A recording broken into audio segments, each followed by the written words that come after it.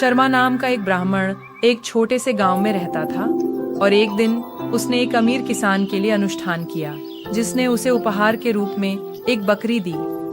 जब वह बकरी को पीठ पर लादकर अपने गांव लौट रहा था तो 3 बदमाशों ने उसे देख लिया।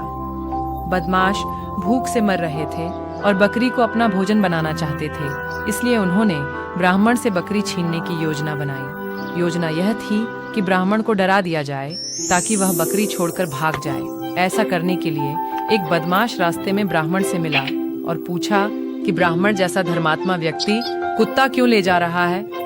ब्राह्मण क्रोधित हो जाता है और बकरी को लेकर आगे बढ़ जाता है। फिर दूसरे बदमाश ने ब्राह्मण से पूछा कि उसके कंधे पर मरा हुआ बछड़ा क्यों है, और ब्राह्मण फिर से अपना आपा खो बैठा और चला गया।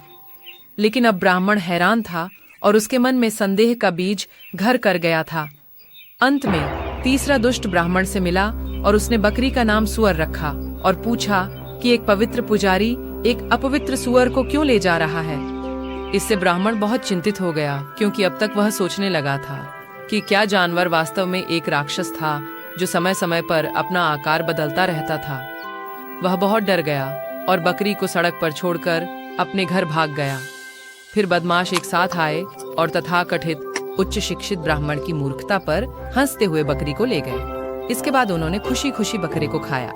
कहानी संदेश देती है कि किताबी ज्ञान प्राप्त करना ही पर्याप्त नहीं है, बल्कि सामान्य ज्ञान भी होना चाहिए। Thanks for watching.